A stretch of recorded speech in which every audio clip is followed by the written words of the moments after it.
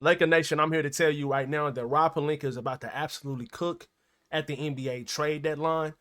We had some great news yesterday on different reports from multiple NBA insiders, especially Kevin O'Connell and obviously Jake L. Fisher as well, talking about how Herb Jones and the Lakers have mutual interest in each other.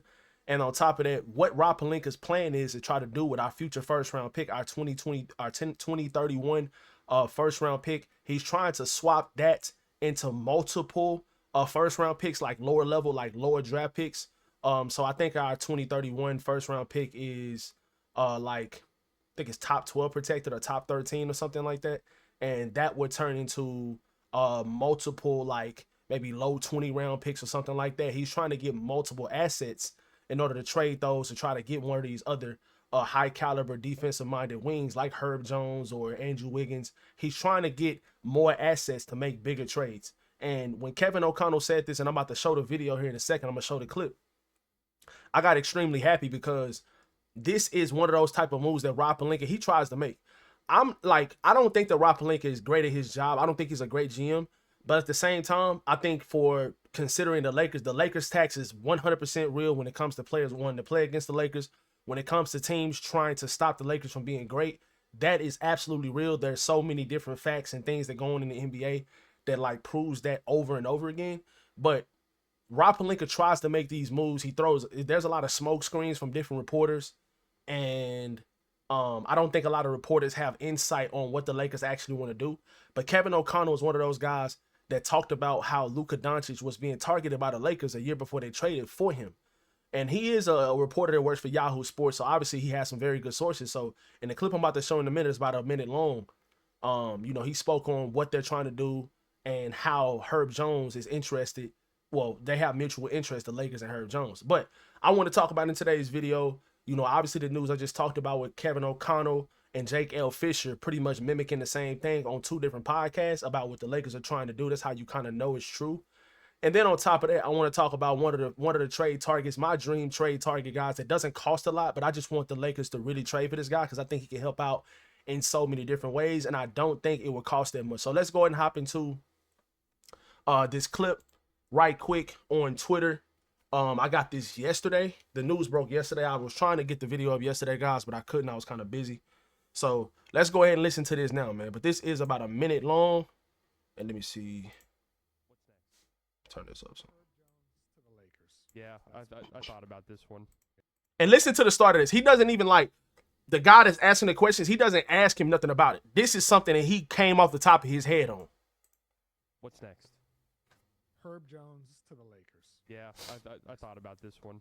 Yeah, this one, it's not quite a layup, but it definitely, there's interest there. I'd say on both sides, the Herb Jones side and the Lakers side. Herb Jones really isn't playing basketball right now. Yeah. So it seems like there's a lot of indications that he would like a move, or his camp would like a move to a contending team, and the Lakers are looking for a 3-and-D wing. I reported on my podcast earlier today how they're dangling their 2032 first-round draft pick to teams similar to the Suns were a year ago when the Suns traded their 2031 first for 3 first-round picks in 25, 27, and 29. The Lakers are trying to do a similar thing with their 2032 pick for either 2 or 3 worse firsts than theirs in order to have more draft capital. And the belief is that the Lakers are going to try to use those picks and packaged with Gabe Vincent and Jared Vanderbilt or Maxi Kleba to go out and get some 3-and-D wings to surround Luka. And so Herb Jones, I think, would be near the top of the list in terms of affordability and game fit in a Luka Doncic future roster. So obviously, guys, y'all heard that nugget from Kevin O'Connell. And like I said, man, Kevin O'Connell has some, like around this time of the years when he gets in his bag and he starts reporting different things. Now, every single thing, obviously, he says does not come to fruition, but he has a lot of great sources. And he tells you guys, like, he tells us different rumors and things of that nature. So I 100% believe this. And another thing that kind of adds on to this is the fact that Herb Jones has not played a game since we played against the Pelicans. The last game Herb Jones played was that Lakers game. He has not played a game since then. And then on top of that, before that game, he missed like 9 straight games before that. So He was injured 9 games before the Lakers game. He just somehow healed up and played against the Lakers, kind of like an audition or whatever. And then on top of that, after that, he just literally just stopped playing. He wasn't on a minutes restriction. He did not get injured in that game. He played the whole game. He played like 30 plus minutes in that game as well. So the fact of the matter is, Herb Jones wants to be a Laker. It's almost like he was auditioning in that game to show, like, look, this is what I can do. And he had some very good stops against Luka in that game, even though Luka still went berserk. You know, and LeBron was really, I think, the best player on the team that night at least. But Luka still had some great shots. But it's Luka though. You know what I'm saying? So a lot of the guys in the NBA that Herb Jones would be primarily guarding on our team would not be as good as Luka offensively. Now, the Herb Jones trade is extremely, extremely important for us because I want to talk about how Herb Jones fits this team. If Herb Jones was to be on our team and you was to insert him in the starting 5 that we already have, and you take out like guys like Rui Hachimura, Jake LaRavia, and once Austin Reeves come back, you have a starting 5 of Luka, Austin, LeBron, Herb Jones, and DeAndre Ayton. That is one of the better starting 5s in the NBA. And then you can kind of work on some of those other lower tier moves to try to make the bench depth a little bit better. Now we have some good pieces off the bench. I love what Marcus Smart has been doing for us this year. His ability to bring the ball up the court, initiate the offense at times. He's been a pretty good passer. He's been a tough defender as well. We just need a couple more guys that can kind of match that mold. And me personally, guys, I also think we need another center because when Ayton and Jackson Hayes are playing, I feel like the center rotation is solid. But if one of those guys don't play, you can just glaringly tell that the center that we don't have a center, and it's just so bad for our team when we don't have like a guy that can step in and play that center position. Now, this season, guys, Herb Jones is not shooting the ball particularly well compared to the last couple seasons, but I think from him being in and out of the lineup, I think he wants a trade. I don't think he wants to play for the Pelicans anymore. And like I said, an example of that is when he came back and played against us, but he literally hasn't played a game since then, and he missed like 8 games before that. I just don't think he wants to play. I think his camp is kind of pushing for a trade. And if you get a guy like him for his career, shoots 36% from 3, he does not need the ball. And when he goes out there, his mindset is, I'm about to go attack the other team's best player. That's the caliber player the Lakers need. His lateral quickness, his athleticism, those are the caliber players that this team needs to surround Luka, LeBron, and Austin Reeves with if we want to continue to compete if we want to have a chance to compete for a title and be a playoff team. Now, I want to also note, the Lakers lost a game last night to the Charlotte Hornets, who could not miss last night. Offensively, they were fine, but defensively, they just could not get stops, and the offensive rebounds were a problem. You definitely can tell Jackson Hayes was not playing. Jackson has been pretty solid.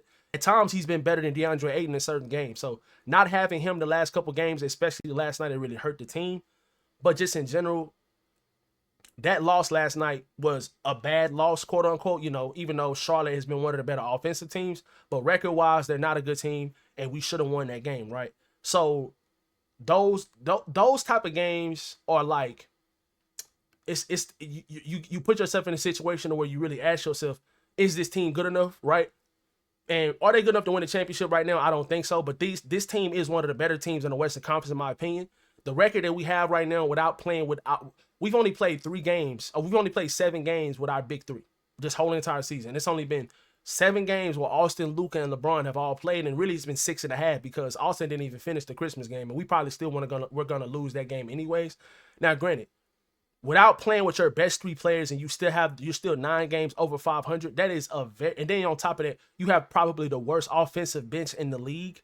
Like, these things are telling, guys, this team is not that far away. They make a couple solid moves, this team can be one of the better teams in the league. I am telling you guys that right now. If this team makes the right moves at the trade deadline, trading for guys like Herb Jones, go get a Ayo Dosunmu, go get some of these other guys that we talked about in all these previous videos, if they go make some of these trades and they go out there and get multiple assets, to multiple first-round picks to trade for guys like Herb Jones, and try to surround Luka because he wants to win now. He doesn't want to wait 2 years until LeBron is gone, or he doesn't want to do all of this like some of you guys be saying. Luka doesn't want to wait. He's in the prime of his career right now. He's playing some great basketball, and he wants to try to win now. He don't want to punt a season or punt 2 seasons and then wait for the offseason and you try to see if something is going to happen, because nothing is guaranteed in the offseason either. So make the moves you can make right now.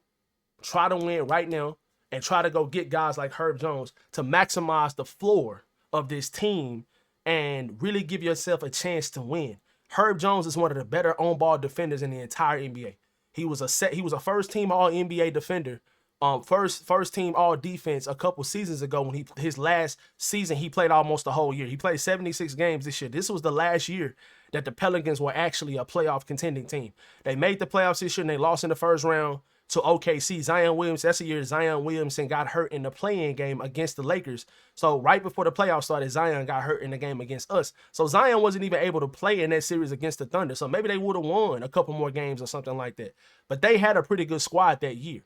And, you know, Herb Jones is one of the better defenders in the league. So if you put him on a team like ours that has a very good squad and has a very good surrounding, supporting cast to him, you know what I'm saying? But, you know, we have stars to put him inside the starting five and surround, and he can be, you know, one of those surrounding pieces around the stars. That just makes a lot of sense. But the second guy that I want to talk about, guys, my personal favorite, the player that I want the Lakers to trade for the most is Ayo Dosunmu. Obviously, guys, we still need this. Ayo Dosunmu shouldn't be like the primary trade target, so to speak. But if you can try to go get Ayo Dosunmu for, you know, a second round pick and some salary, or, you know, you flip a couple salaries in a 3-team deal and try to go get Ayo Dosunmu, the Lakers desperately need another guy that can attack the rim, get downhill, and get to the rim with the quickness. Ayo Dosunmu can do that. He can shoot the 3-ball. He can play some point of attack defense. He can do some secondary playmaking. He's one of the more underrated role players in the league, and he just needs more attention, and he needs to be in a different environment. The Bulls have so many guards. Now, he would probably come off the bench for this team as well, especially if you were to trade for guys like Herb Jones or another one of these high-caliber wing players. Obviously, he would come off the bench as well. But at the same time, he is such a good role player, man. He plays his role to a T. And he can score the ball, and he can get downhill. He's 6'4". This season, he's only started at 7 games. Obviously, like I said, he comes off the bench. He plays about 25, 26 minutes a game. He shoots 51% from the field as a guard. As a guard, he's shooting 51% from the field. 45, almost 45% from 3. Like, these numbers are phenomenal. And then on top of that, he's shooting 86% from the free throw line. Like, this is one of the more underrated players in the league. And if the Lakers can somehow get Ayo Dosunmu coming off the bench, I guarantee you he will be instant offense for this team. The Lakers don't have that. They don't have instant offense. They don't have a guy that can come off the bench and be some instant, just a bucket getter. They don't have that. You know, a guy that can maybe close games some nights because he's playing so well. He can drop 20 plus any given night. The Lakers don't have that coming off their bench, and Ayo Dosunmu can provide that for you. The Lakers have the worst scoring bench in the NBA. They have the worst, the dead last scoring bench. You need to improve there as well. The primary focus needs to be a starting caliber, defensive-minded wing player. That definitely needs to be the focus for this team.